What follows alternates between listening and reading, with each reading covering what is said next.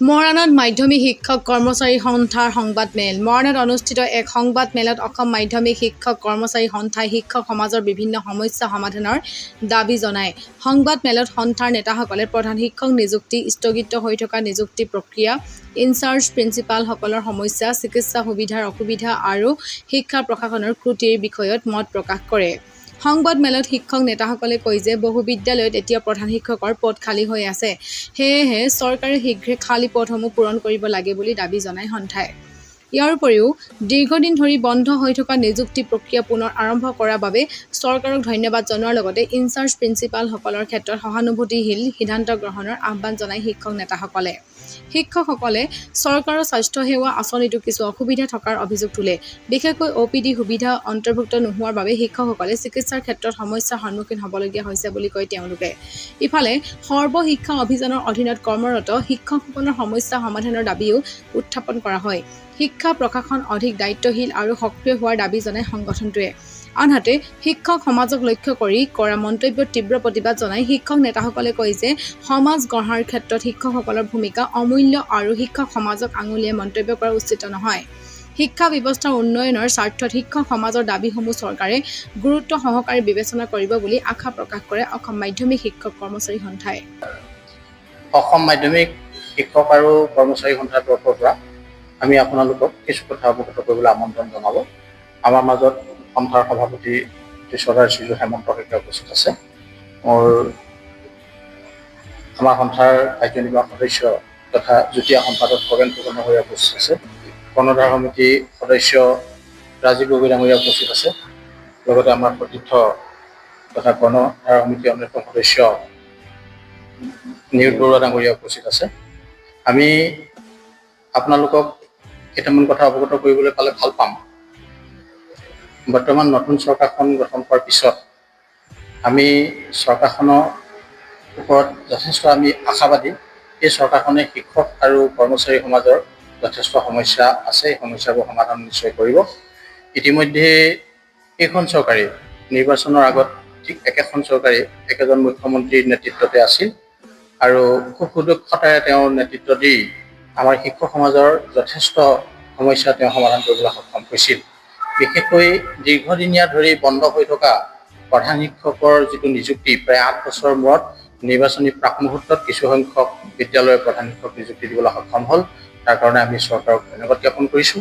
আৰু এই পাহতে আমি তেখেতলোকক এইটো আবেদন জনাবলৈ পালে ভাল পাম, যিসকল প্ৰধান শিক্ষক নিযুক্তি দিয়াৰ পিছত কিছুসংখ্যক জিলাৰ প্ৰধান শিক্ষক কিছু সৰু সুৰা খুটি নাটি থাকি যোৱাৰ কাৰণে দিবলৈ সক্ষম নহ'ল। আমি আশা কৰিম নতুন চৰকাৰখনে যাতে এই খুটি নাটিসমূহ আঁতৰাই পূৰ্ণ পৰ্যায়ত অসমৰ সকলোকেইখন জিলাৰ প্ৰধান শিক্ষক নিযুক্তি দিবলৈ সক্ষম হয়। তাৰ কাৰণে আমি আপোনালোকৰ জৰিয়তে চৰকাৰলৈ আহ্বান জনাইছোঁ।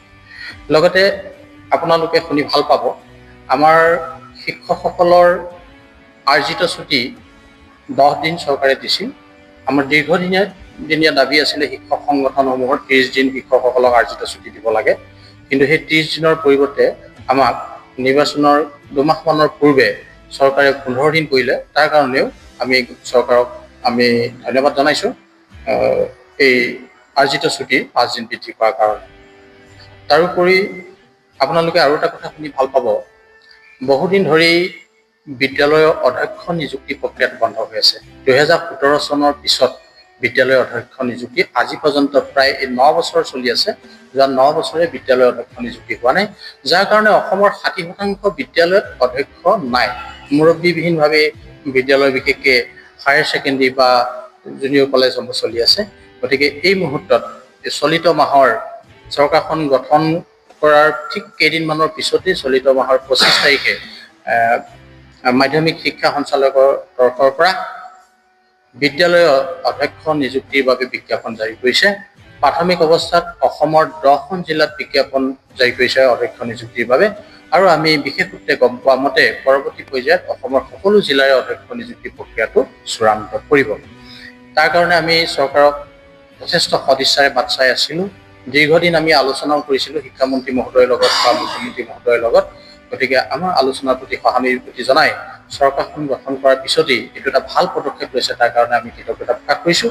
লগতে আমি এইখিনিতে এটা কথা উল্লেখ কৰিব লাগিব, বিজ্ঞাপনটোত হয়তো আপোনালোকে দেখিছে আৰু ইতিমধ্যে শিক্ষকসকলৰ মাজত এটা বিৰূপ প্ৰতিক্ৰিয়া এটা হৈছে। যিহেতু বিদ্যালয়সমূহত অধ্যক্ষৰ পদ খালী হোৱা 2017 চনৰ পিছৰ পৰা খালী হৈছে। কোনো বিদ্যালয়ত 8 বছৰ, 7 বছৰ, 5 বছৰ বা যোৱা 3 বছৰ ধৰি বিদ্যালয়সমূহত খালী হোৱাৰ পিছত যিসকল অধ্যক্ষই দায়িত্ব লৈ আছে তেওঁলোক ইনচাৰ্জ প্ৰিন্সিপাল হিচাপে দায়িত্ব লৈ আছে বা ক'ৰবাত আজি কেৱল একাডেমিক ব্যৱস্থাটো চাই আছে।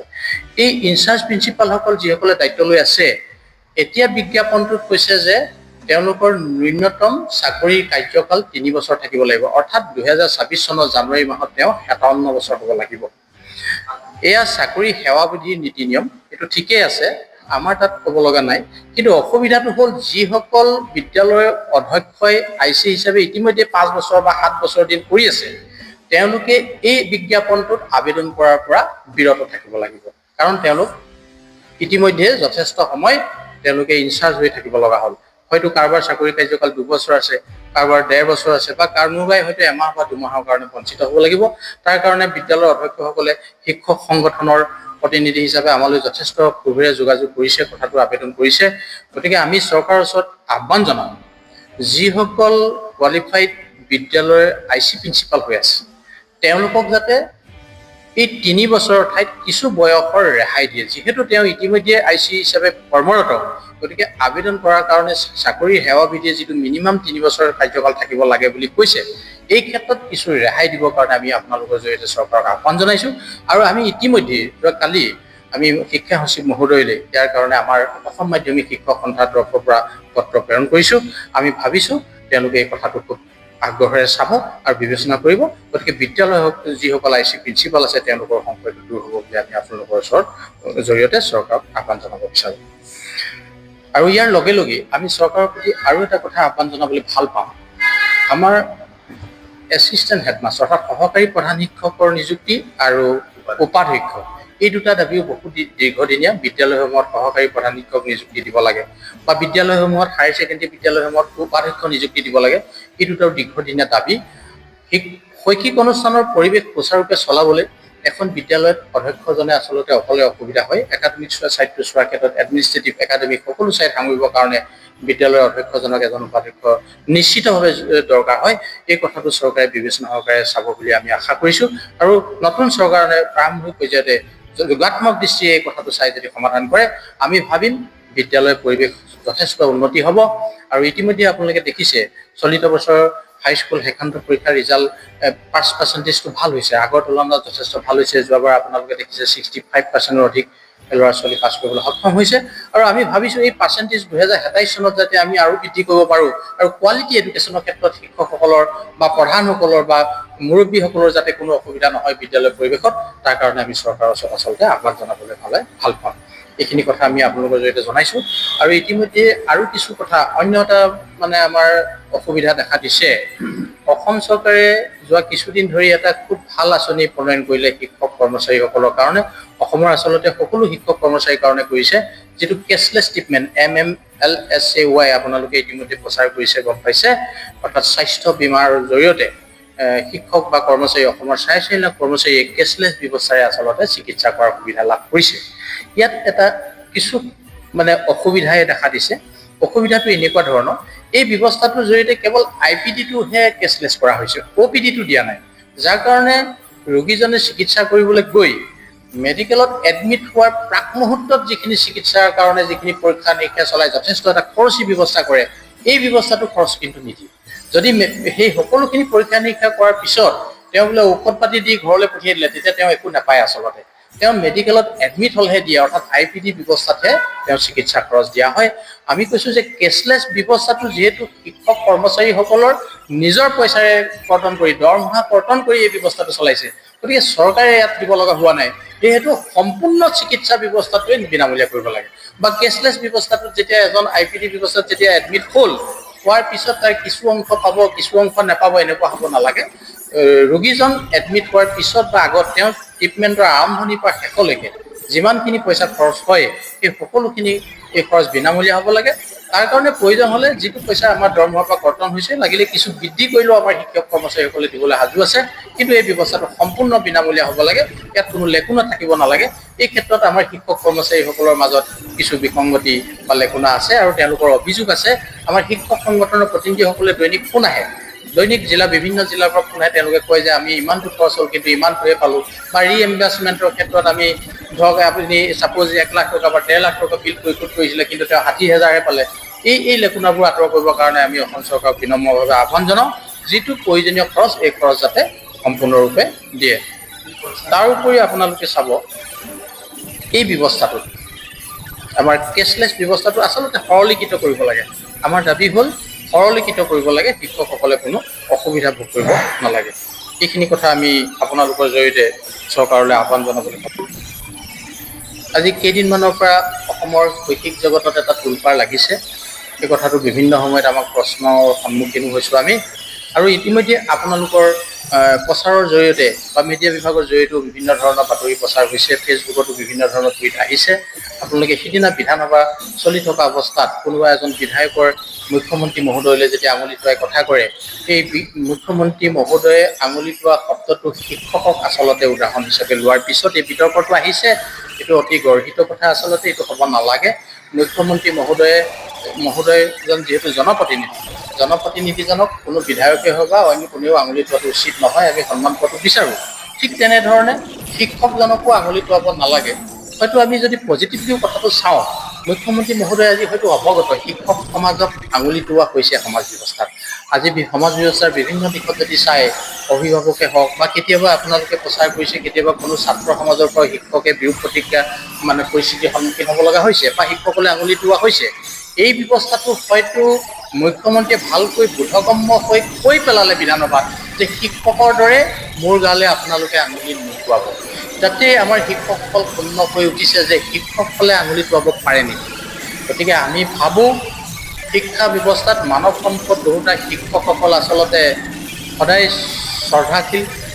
ভাৰতীয় সভ্যতাত অতি পুৰণি কালৰ পৰা শিক্ষকসকলক শ্ৰদ্ধা জনোৱা হয়, উচ্চ সন্মান দিয়া হয়, যাৰ কাৰণে ভাৰতীয় শিক্ষা ব্যৱস্থাত বা ভাৰতবৰ্ষৰ সমাজ ব্যৱস্থাত শিক্ষা ব্যৱস্থাটো যথেষ্ট উন্নতি কৰিবলৈ সক্ষম হৈছে। গতিকে আমি ভাবোঁ শিক্ষকসকলে আঙুলি টোৱাটো সমাজ ব্যৱস্থাৰ প্ৰতি অশনি সংকেত, আৰু মুখ্যমন্ত্ৰী মহোদয়ে যেতিয়া এই কথাটো উপলব্ধি কৰি তেওঁৰ মুখত স্বতঃস্ফূৰ্তভাৱে ওলাইছে, অনাগত দিনত এই ব্যৱস্থাটো যাতে নিৰাময় কৰে, সমাজৰ কোনো স্তৰ ব্যক্তিয়ে যাতে শিক্ষকসকললৈ আঙুলি টোৱাবলগীয়া নহয়, এই ব্যৱস্থাটোৰ ক্ষেত্ৰত পদক্ষেপ ল'ব বুলি আমাৰ এই সুযোগতে আপোনালোকৰ জৰিয়তে আমাৰ বিভিন্ন কথা অৱগত কৰোঁ। এতিয়া মূলতঃ মই চাহ বাগিচা আদৰ্শ বিদ্যালয়সমূহ আৰু সৰু সুৰা কেইটামান কথা আপোনালোকৰ আগত অৱগত কৰি উচিত। চাহ বাগিচা আদৰ্শ বিদ্যালয়সমূহ চাহ বাগিচা অঞ্চলৰ শিক্ষা উন্নয়নৰ কাৰণে মুখ্যমন্ত্ৰী মহোদয়ে বিশেষ পদক্ষেপ হিচাপে গ্ৰহণ কৰি স্থাপন কৰিছে। 2023 চনৰ পৰা এইটো 22 চনৰ পৰা আৰম্ভ হৈছিল, কিন্তু এতিয়ালৈকে তাত কোনো স্থায়ী নিযুক্তি নিদিয়াৰ কাৰণে তাৰ যিটো পৰিচালনাৰ ক্ষেত্ৰত যথেষ্ট অসুবিধা হৈছে আৰু পাঠদানৰ ক্ষেত্ৰতো অসুবিধা দেখা দিছে।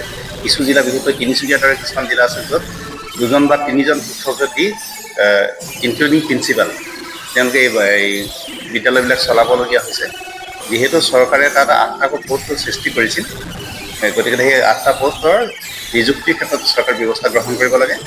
আৰু নিজৰ কৰ্মক্ষেত্ৰৰ পৰা যিহেতু চাহ বাগিচা আদৰ্শ বিদ্যালয়ত নিয়োজিত শিক্ষকসকলে অলপ দূৰত গৈ চাকৰি কৰিবলগীয়া আছে, অতিৰিক্ত সময় আৰু অতিৰিক্ত ব্যয় কৰি, তেনে ক্ষেত্ৰত উদগনিমূলকভাৱে তেখেতসকলক যদি কিবা ভাত্তা দিয়াৰ ব্যৱস্থা চৰকাৰে কৰিব পাৰে, সেইটো এই ক্ষেত্ৰখনৰ কাৰণে অলপ শুভ হ'ব বুলি এটা ধাৰণা কৰা যায়। সেইকাৰণে চৰকাৰক অনুৰোধ জনাইছোঁ, যদি পাৰে চাহ বাগিচা অঞ্চলত কৰ্মৰত যিসকলক তাত নিয়োজিত কৰি ৰখা হৈছে মূল বিদ্যালয়ৰ পৰা নি, তেখেতসকলক বিশেষ ভাত্তা দিয়াৰ ব্যৱস্থা কৰিব লাগে। আৰু লগতে বিদ্যালয় পাঠ্যপুথি যোগানৰ ক্ষেত্ৰত আগৰ পৰাই কৈ থকা হৈছিল যে পাঠ্যপুথি ছেশ্যনটো আৰম্ভ হোৱাৰ আগতেই প্ৰদান কৰিব লাগে, কিন্তু আজি তাৰিখলৈকে বহু বিদ্যালয়, বহুত মাধ্যমৰ পাঠ্যপুথি এতিয়ালৈকে যোগান ধৰিব পৰা নাই। এইটো এটা শিক্ষা ব্যৱস্থাটোৰ কাৰণে অকণমান জটিলতাৰ সৃষ্টি কৰিছে। গতিকে মাৰ্চ মাহৰ শেষলৈকে যাতে প্ৰতিখন বিদ্যালয়ে বিনামূলীয়া পাঠ্যপুথি পায়, তাৰ নিশ্চিতকৰণ চৰকাৰে কৰিব লাগে। এই বছৰটোতো গ'লেই, অহা বছৰ যাতে এই কেৰুণটো নাথাকে তাৰ কাৰণে এটা ব্যৱস্থা গ্ৰহণ কৰিব লাগে। ইয়াত আৰু এটা কথা আহে, এতিয়া ধৰক আজিকালি প্ৰায় পক্সো আইনখনৰ কথা আপোনালোকে জানেই।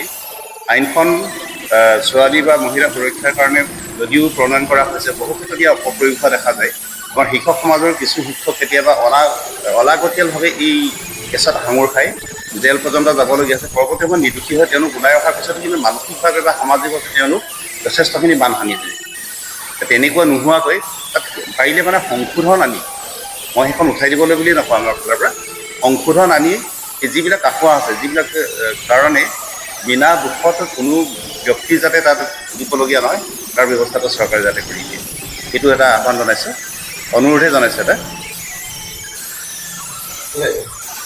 ইয়াৰ উপৰি আৰু এটা কথা আপোনালোকৰ জৰিয়তে ইতিমধ্যে আপোনালোকে গম পায়, যিসমূহ বিদ্যালয়ক আপগ্ৰেড কৰিলে, ধৰক হাইস্কুলবিলাকক হায়াৰ ছেকেণ্ডেৰীলৈ আপগ্ৰেড কৰা হ'ল, সেই আপগ্ৰেড হোৱা বিদ্যালয়বিলাকক শিক্ষকসকলক কিন্তু আপগ্ৰেড কৰা হোৱা নাই। এই ব্যৱস্থাটোৰ প্ৰতি যাতে চৰকাৰে মনোনিৱেশ কৰি অতি সোনকালে শিক্ষকসকলকো যাতে আপগ্ৰেড কৰে, তাৰ প্ৰতি মই আপোনালোকৰ জৰিয়তে প্ৰশংসা কৰিবলৈ বিনম্ৰ আবেদন জনাইছোঁ।